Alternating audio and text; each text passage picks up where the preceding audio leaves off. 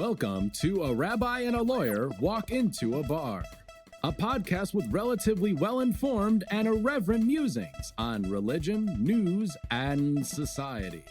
And now, for your hosts, Rabbi Asher Lopatin and John Geringer. Hey, John, how are you? I'm better than I was last time we taped. Boy, what an uplifting week. Oh, my goodness. Hopefully I pray that Israel's really coming back and really getting its mojo, please God.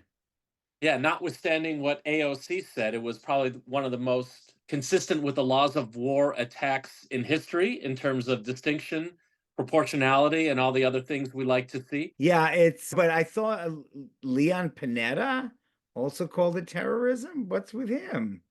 That I don't know. He's definitely off the derech. He definitely has gone off the path, because had AOC answered the way she answered, I don't know if you saw it, she pulled out of nowhere an excerpt from the Department of Defense Law of War Manual that had to do with booby traps in an entirely different context and used it here. If she would have taken my national security law class, I would have given her an F on that answer.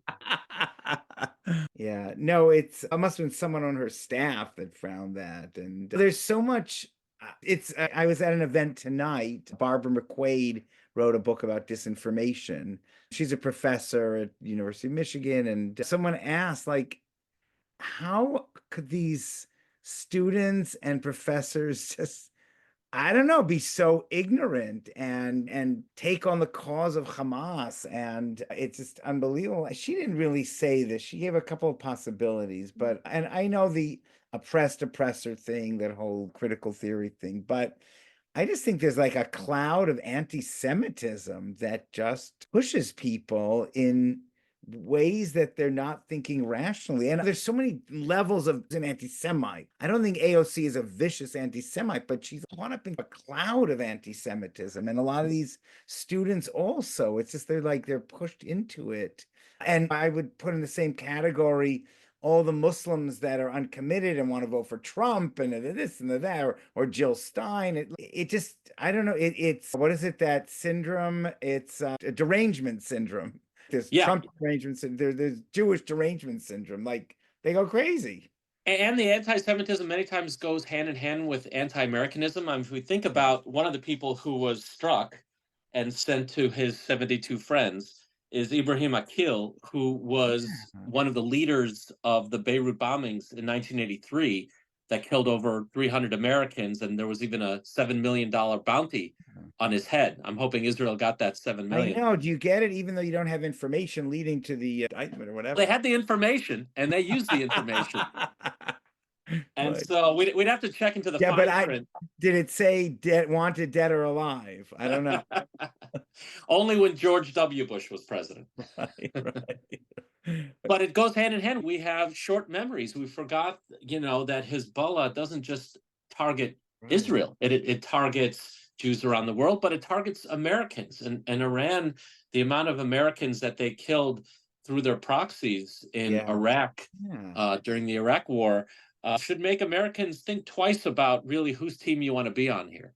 Yeah, I remember there was an interesting article about what happened after they truck bombed the Marine barracks in Lebanon, and Reagan, they were really about to really blast Hezbollah out of the water, but Weinberger refused to do it. And in the end, Reagan just didn't want to take on Weinberger. He disobeyed Reagan's order, and he just, whatever, what am I going to do? Oh, Weinberger, Nebuch. And the rest is history. It's interesting that I know you rabbis like to stretch the Torah portion to mirror what's going on so you could do a good speech. But this time, our spiritual leader, Rabbi Feingold, actually pointed out how poignant and directly relevant was the Haftarah, which is obviously the portion of the prophets that we read in connection with the Torah reading. It was one of these Haftarot of comfort between Tisha B'Av and Rosh Hashanah.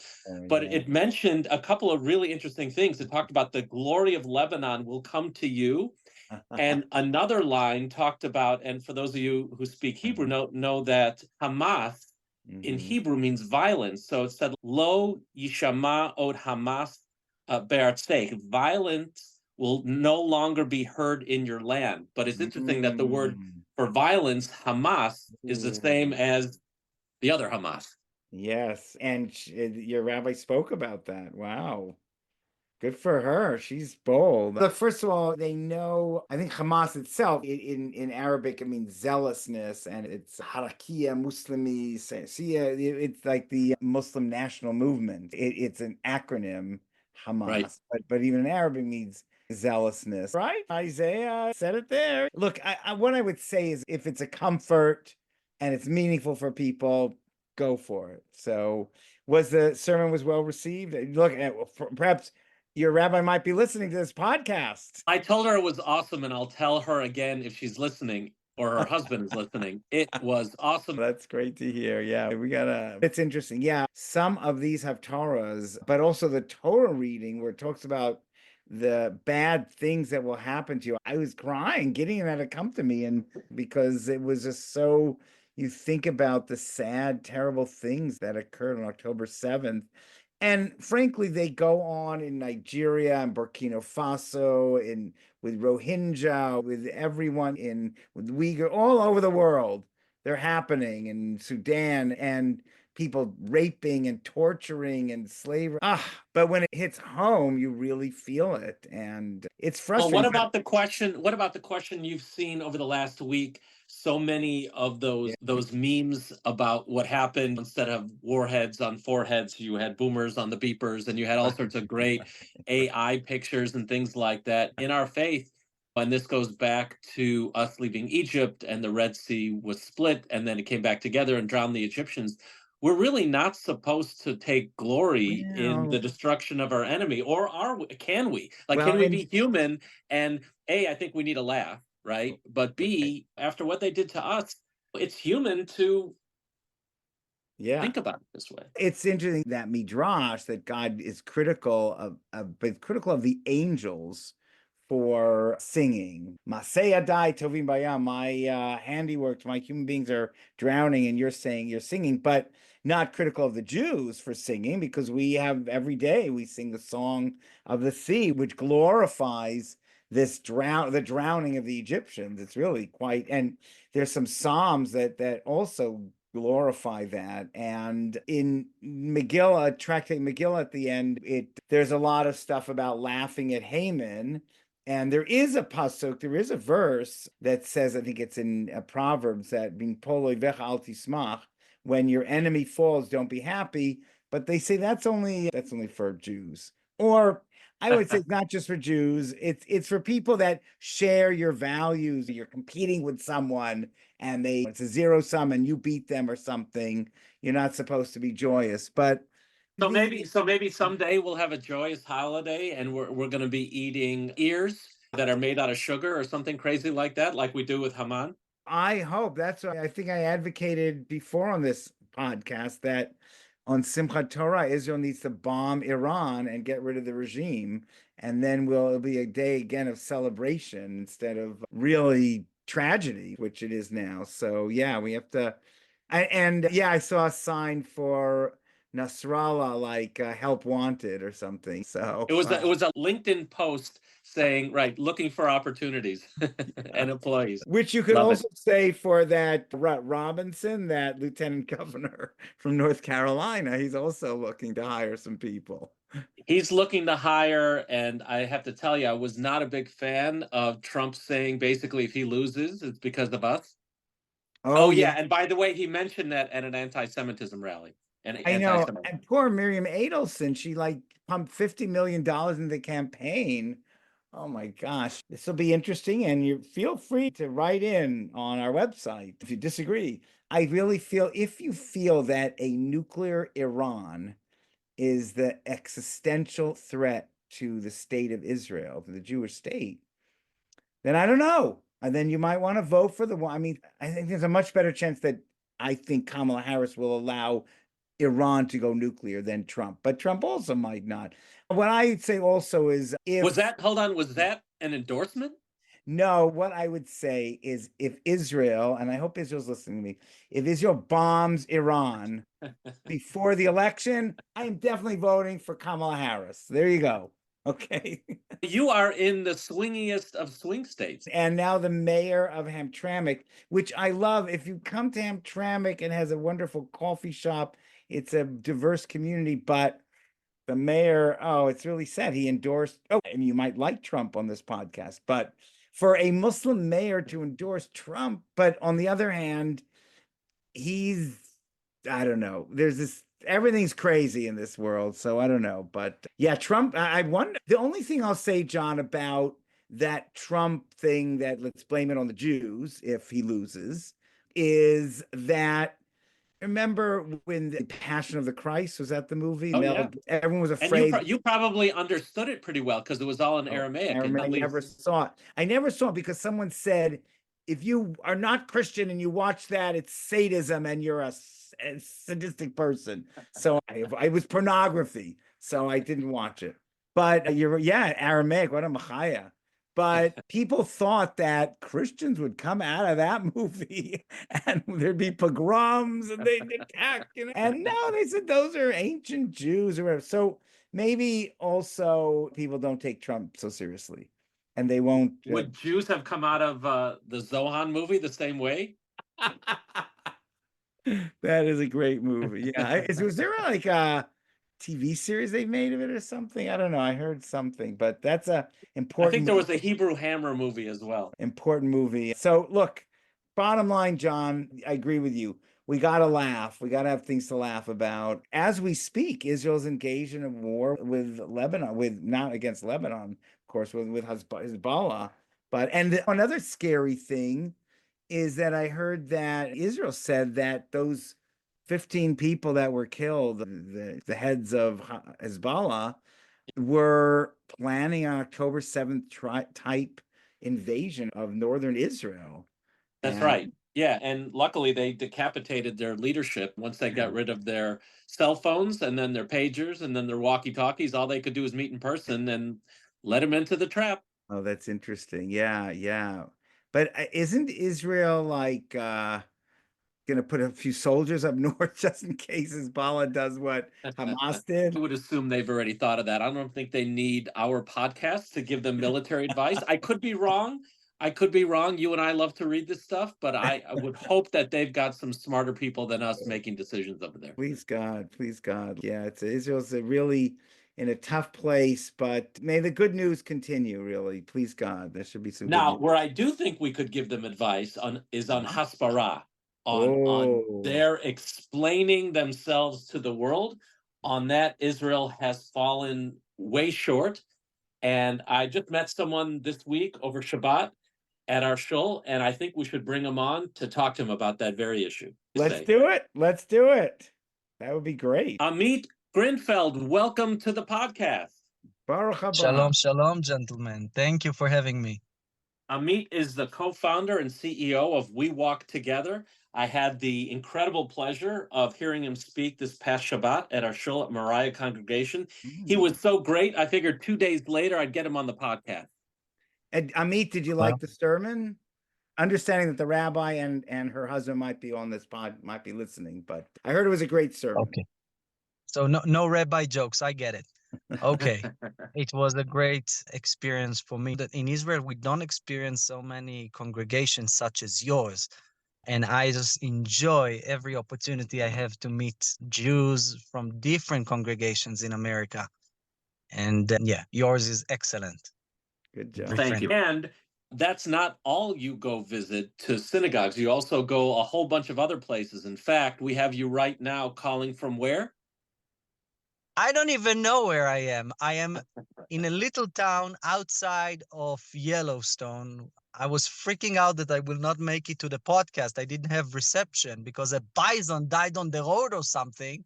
And everybody was bumper to bumper in the middle of the mountains. So, gentlemen, I have no idea where I am. It's a small town and there is a McDonald's. That's it. Welcome to America. Tell us what We Walk Together. I'm in Montana, according to the GPS. Nice. Somewhere in Montana. I'm glad to know there are traffic jams even in Montana. That's great. Good to hear. Although not as bad as Chicago. Tell us what We Walk Together is.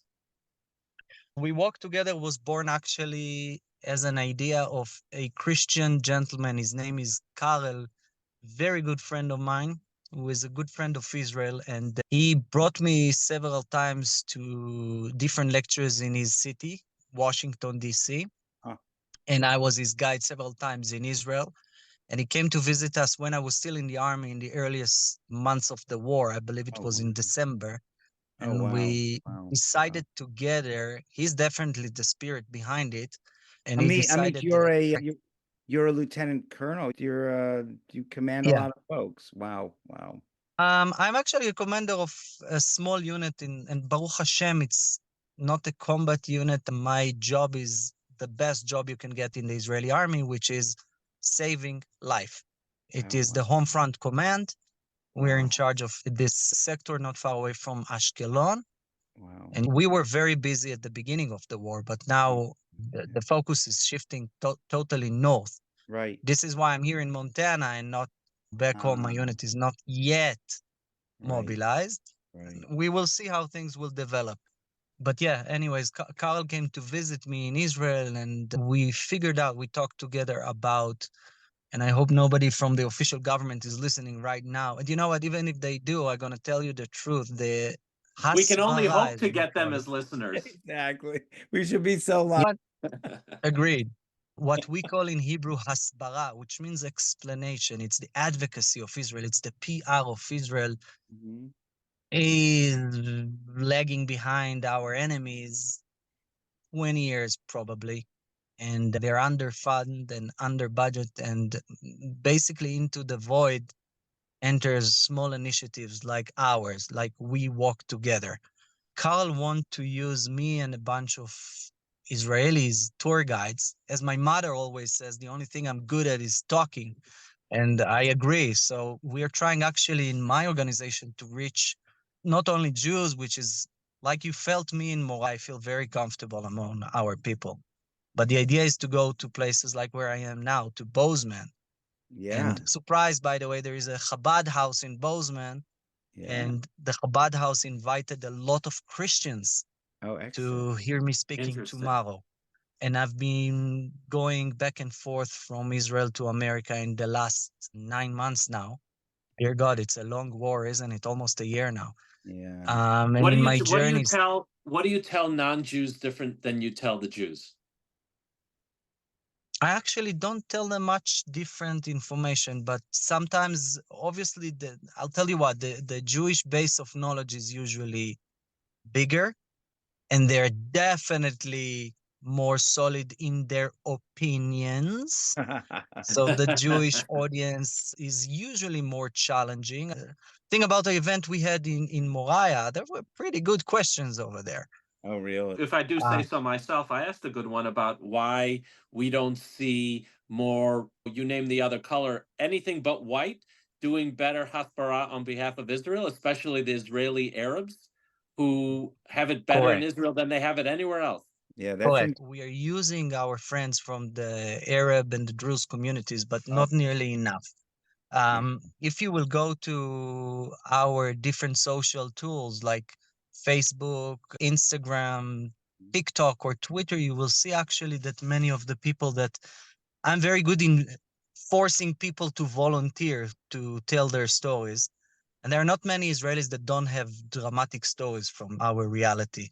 And you will see a lot of, I hate the word because we don't care that much in Israel, but people of color. And it's very easy to get Israelis that are colored. I seriously well, don't half like of that word. Israel, more than half is from Arab countries. 60% of the Israelis, not even Arab countries. We have Jews from India and Jews Right. from China and Jews from, wow, the Far Yeah, East. yeah. We don't care about the colors and the shapes, but it looks like people care about the Jews being racist, right? That's what they try to say. So yeah, we're trying to fight that off using the large variety of people with different backgrounds. And it's going pretty well, but we're just beginning. So let We're me facing now an go ocean ahead. of anti-Israeli propaganda. Yeah, and one of the things is how do you break the algorithms? If you're pro-Israel, you get a mostly pro-Israel stuff on your Facebook or Instagram, and if you're Correct. anti, but how do you break through that to the people that you might want to reach? This is why I'm trying to increase my I would say contacts with the Christians and have as many of them following me, because those Christians have large families who are not Right. necessarily too religious. Now, look, my friends, to turn those dudes who run around with kafias in the university screaming nonsense, it's too late to save them, but we can reach the silent majority. And Yeah. most Americans are not poisoned against us. Baruch Hashem, actually, a lot of them are basically supporting Israel. And Yeah. by the Christian communities that are very in favor of Israel, we can reach millions and tens of millions of other Americans. I'm sure of it. And this is what we are trying to do. And of course, our Jewish friends all over America helps, because you guys know a lot of non-Jews, obviously. But it takes time. It No, takes it's time interesting. and patience. A lot of Jews mostly know Jews, but I do a lot of interfaith stuff. But yeah, it's Those interesting. are the events that we're looking for. You Just Yeah. should like the look up one I have Asher next tomorrow time in you're in Bozeman. Detroit, Amit. If you're in Detroit or Ann Arbor, U of M, but in Chicago, you should also connect with Jack Berger. Jack, you might be on this podcast. He talks a lot about the importance of the Christian right, whatever, in really supporting Israel and America, even more than the Jewish vote, really. Can we take a step Okay. back? And I'd love your views on why Israel's Hasbara has been so bad over the years. When they get great spokespeople like Elon Levy and folks like this, they can them. Why? Oy vey, Izmir. For many years, the Ministry of Foreign Affairs of Israel was so under budget, and the politicians, I'll be very careful because I'm trying to stay neutral and not political. I have enough troubles in my life. But one thing is for sure, they don't give them any money that they need. Israel don't have a shortage of talented people. That was Yeah. never the problem. People like Elon Levy, people like Noah Tishby, people Yeah. like Yosef Haddad, we have them. We have the very best, but there is no governmental support in the level. There is some, but not in the level you want to. And politicians are interfering too. So the diplomats find it very hard to work. The problem is never the professionals in those ministries, like the Ministry of Foreign Affairs. It's just too much politics around. Take a look at the number of ministers of foreign affairs we have. Okay, they change one every year and a half, maybe every 2 years. And So it's yeah, really a question of money, you think, of resources, of investment in this? yes, it is definitely an office that should get a lot more money. Yeah. Unfortunately, Israel is not doing well money-wise, right? This war cost more than $100 billion in so far, and it will cost a lot more. In the aftermath, we're going That's to a pay lot for of this war shekels. for a generation. Yeah. The problem I is mean, we're raising a generation of future leaders who are going to be in Congress and the White House and elsewhere that are not supporting Israel. let me correct your question. I don't think you are educating them. That's the problem. I think there is a lot of foreign interference, like what if you follow the money that went to different departments such as communications, foreign affairs, Middle East studies, etc. The other Our side friends in states, Qatar. yeah, tons of money David, was spilled there. David I'm Harris talking on that. billions Yeah. of dollars, and they were patient. What we see now in the universities is a machine that was activated now, but they're building it for years. And they're heavily subsidized. And it's unfortunately working. But we're going to win We're gonna because nothing else is new. A few Jews survive against all the odds. And I actually insist of seeing this as an opportunity, because you see, the Jewish state and the Jewish people and our supporters were put now in the spotlight because of our haters. Right. And you know what? Let's use that when everybody's looking at us to spread some Ahavat Israel, love to Israel. And when I say Israel, I don't mean only the Jewish people, everyone who's Right. alleged to us and our national movement. Right. Right. I Cool. think Out of this, we can build up a better relationship with everyone else around the world. Everyone wants to listen, and there are still a lot of people who will be willing to listen. Yeah, it's in it. Batya Ungar Sargon has a new book out about it's something about the underclass or but she went all around the country and she found what you're finding, that people they like Jews. They're okay. They like Israel. They're not the Amcha, the salt of the earth Americans. They're very pro philo-Semitic. It's when Amit, yeah, and I'm amazed how Absolutely. you are. And why shouldn't they be, right? Our views are aligned on just about everything. Our views are alike. And there, by the way, we tend to think we walk together. My organization works with Americans. That's where my connections are from. But if you open the picture, by the way, there are hundreds of millions of Hindis that are very pro-Israeli. No, I just They're talked good about that. friends. Yeah, I love. And we should appeal to them as well, reach an arm, reach our hand for more and more cooperation. And there's so much we can offer, and I think the world knows it. Yeah. Okay, and this What is, about by the the way, Abraham one of Accord? the reasons why they hate us so much, some of them. But we have a lot to offer. And What about the Abraham Accord countries? Tell you something interesting that I see from what I read now. In the last 28 hours, 24, to 36 hours, Israel is beating the daylight out of Hezbollah. Yeah, thank God. Okay. And thank God and thank the bombs. And yeah, and and the beepers that exploded, that of course had nothing to do with us, took out a whole chain of command there. As my friend said, I hope they're going to turn a blind eye to it. Oh, But listen. Okay, good. Don't give up We your talked day about that job. earlier. I guess we Yeah, are but, allowed to laugh. Yes. We are, of course, we must.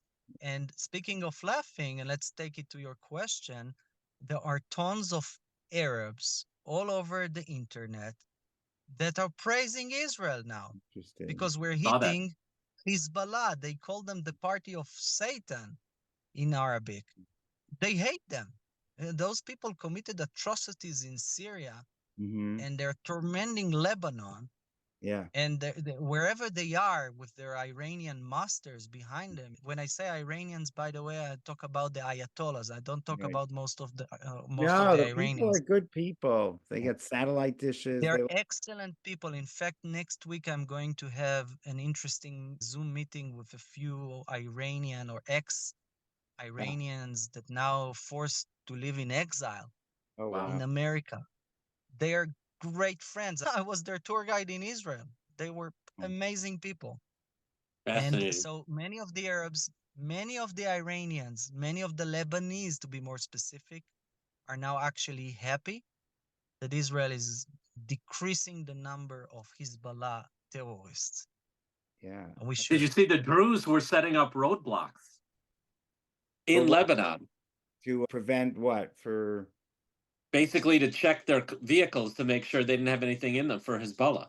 That the Druze are actually growing some muscles after the attack on their people in Israel.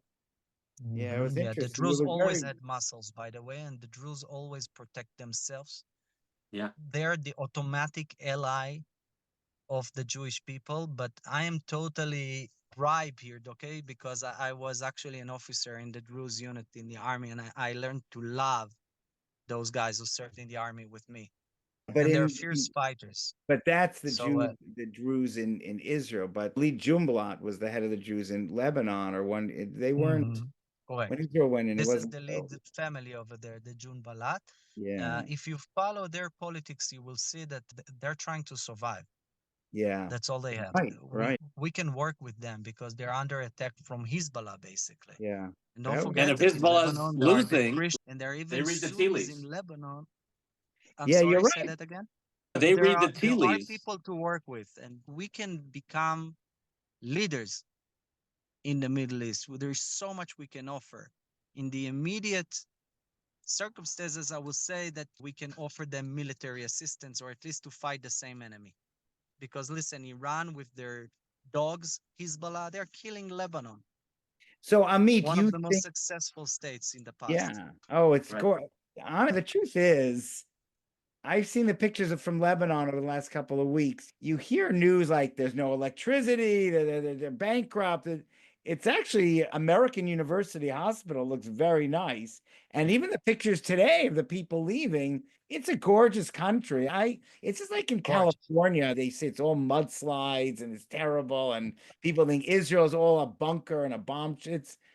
Lebanon's still beautiful. But do you think Israel can put together the pieces that we didn't do so well with Sharon and Begin and the Phalangists and whatever 30 years ago, 40 years ago? Do you think we'll be able to put the Humpty Dumpty together again this time in Lebanon? I don't know if it's up to us to do it. We learned in the hard way not to interfere too much. However, I honestly think that in 1982, I was just a 1-year-old baby, so I don't remember that much. But we did not have so many peace agreements as we have today. Like the Abraham Accords that we mentioned. And Iran was not the monster it is today. Okay? Even now, by the way, Iran is weaker than it looks. And Iran could be defeated, and I keep repeating the same message. It's not the Iran as a nation. Right. It's the Ayatollahs, those monsters that basically stole Iran from its people. Yeah. Unless they're going to have a nuclear bomb, and that is a different story. We must prevent that. Yeah. On this podcast, we're very much against Iran getting a nuclear bomb. I'm not a We've big gone on a fan limb of and taken a bringing very nukes strong to, stand. Yes. Well, tell us, if somebody wanted to reach out to you, how often do you come to the States, and what are the kinds of things you can do? I'm coming every second month. And beside me, we have a whole group of excellent ex-tour guides, all of us, that are giving lectures. Just a guy like Ilan Schulman, who is a major lecturer for APAC. He was just with me in half of America. And we have my partner, Nir Nitzan, who is an amazing speaker, and Danny Bardichevsky and others. So it's not only me. We are willing to go to wherever necessary, even to, once again, I don't know where I am in Montana right now, but it's great. He'll even speak to the bisons. That bison I think is dead. Yeah, that's a great. By the way, I did not know that a buffalo and a bison is practically the same thing. Okay, I did not know that. Robert F. Kennedy has that great story, but it was a bear. I think it wasn't a bison. I don't think it was a bison. It was definitely a bear. And so your website, www.wwtworld.com. Wait, yes, we walk together. That's the name. And as many people as possible will be blessed if they will follow us on social media. We exist on all the different platforms. It's wewalktogether.il, and you write it with no space in between. wewalktogether.il. And yes, people are welcome to invite us for lectures and engagements. Yeah. So, by the way, guys, I think I heard right. You guys want me to be in Detroit and in Ann Arbor, because I'm going to be there very soon. So we're going to talk about that later on. He's an evangelical Zionist pastor in Detroit. Go to Google, just go "We Walk Together." It'll get you right there. Just "We Walk Together." It'll get you right where you need to go. You guys got lots of stuff. Yeah, it's amazing. I just did, and donate to We Walk Together and Amit Green. Excellent, amazing. Good. You have a good support us. It's important to say that we're all volunteers in this organization. It's a non-profit. Wow. But actually, we do earn something much more important than money. Allow me to be a bit dramatic, but it is the truth. We're going to earn the friendship of a lot of people. And this is why Carl, my friends who started this, call it "We Walk Together." Just like Martin Luther, by the way, marched with the Jews together to Martin freedom. Luther King. That's where the name is from. Martin Luther King. Martin Luther was not such a big fan of the Jews. Yeah.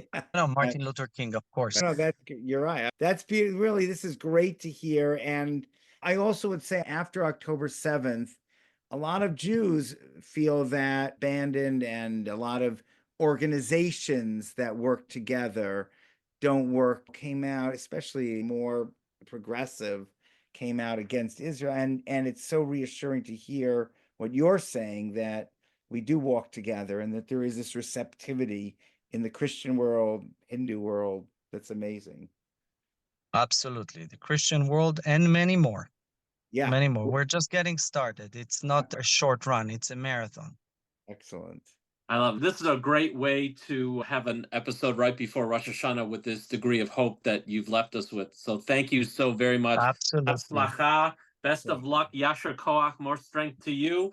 And we can't wait to see you when you come back to our neighborhood. It sounds like Asher is going to see you first.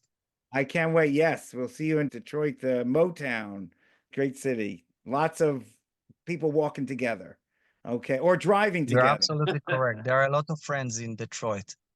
Fantastic. That's for sure. Thanks, Amit. Shana Tova. Gentlemen, I'm Shana honored. Tova. Thank you very much for having me. Thank you. Shana Tova. That was really inspiring, and coming from someone who was in the Gaza war, and then really having the faith that the world, many in the world, most of the world does support Israel, and we are walking together. Just really beautiful, very inspiring story, like you said, for before we start the new year. Yeah, it's just what we needed. And it reminds me, when I was in college, I was taking a class and they had mentioned the Sabra and Shatila massacre, which was a massacre in Lebanon that was done by the Christian phalangists, although the allegations were that Israel facilitated them getting into the towns to commit the massacre. But someone in my class said Israel committed the massacre, which was not true. And luckily, I'd taken upon myself to read a ton about the Middle East outside of class, just because I was so fascinated by everything Israel, that thank God I was able to defend Israel in that context. But I worry that this generation doesn't absorb the things they need to absorb in order to defend themselves against people who are playing fast and loose with the facts. Yeah, no, I think it's crazy that truth is so precarious and so delicate and so gentle. And then, of course, you have all these foreign entities that are, and let alone TikTok, which is China, which has their own issues. It's a struggle, but I'm glad young John Geringer was there to save the day. Exactly. My little moment of glory back then on behalf of Medinat Yisrael. Yeah. Anyway, Rosh Hashanah is coming. We haven't spoken about it much. Oh my gosh. Have you done your Cheshbon HaNefesh? Yeah. A little bit, actually, a little bit more. I think this war has It's an accounting for your deeds over the last year.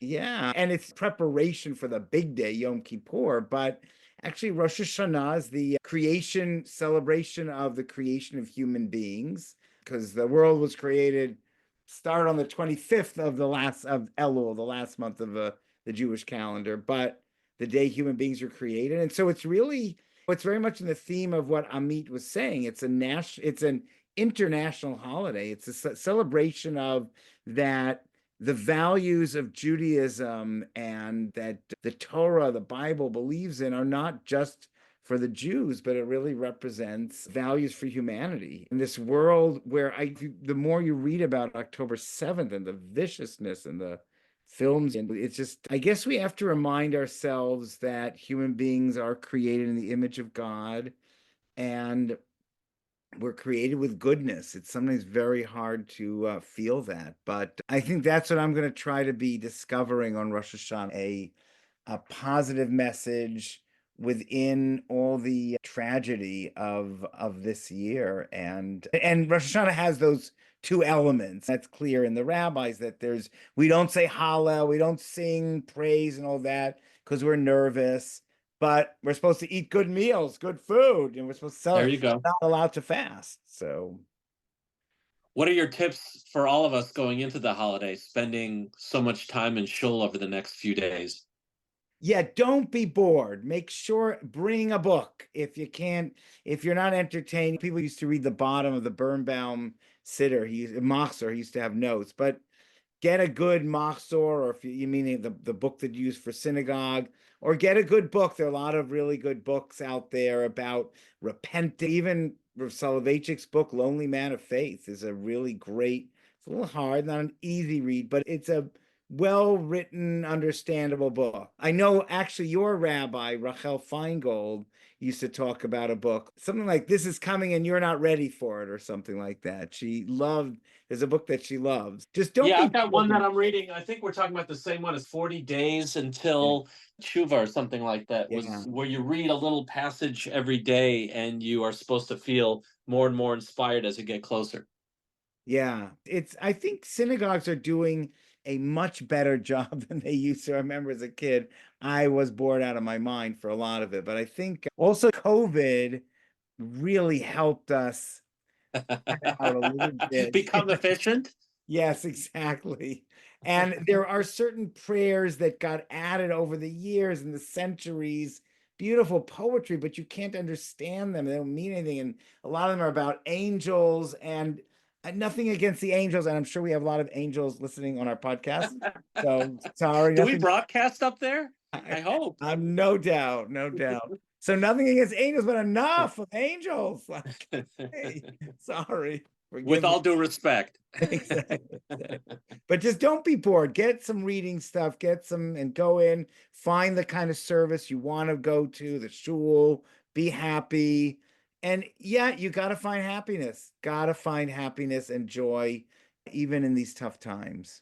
I wish you and your family a happy and sweet new year, as well as all of our listeners. Oh, thanks so much. And John, I get so much nachas, not just from you and your wonderful wife, but your kids are incredible and they're doing incredible things. And may we get joy from our kids. And by the way, kids are not only people you give birth to or that you raise. Students are considered children also. So I know, John, you have a lot of students. So may you get a lot of nachas and pleasure from good things that they're doing too. Thank God, and the feeling's mutual, and looking forward to seeing you on the other side. Great. Thank you for listening to this episode of A Rabbi and a Lawyer Walk Into a Bar. If you liked what you heard, please subscribe to get our next episode delivered right to you. If you really like us, please consider leaving a review and sharing this with a friend. That would really help our efforts. And finally, to contact us and for more show-related information, please visit our website, rabbilawyerbar.com. Special thanks to our production team, David Stone for the introduction music, Andrew Bauman for the artwork, and I'm Nicholas Tantillo. This podcast is co-produced with Front and Social Studios in Chicago. Disclaimer: the views and opinions expressed in this program are those of the speakers and do not necessarily reflect the views or positions of any entities they represent. Copyrighted material, all rights reserved.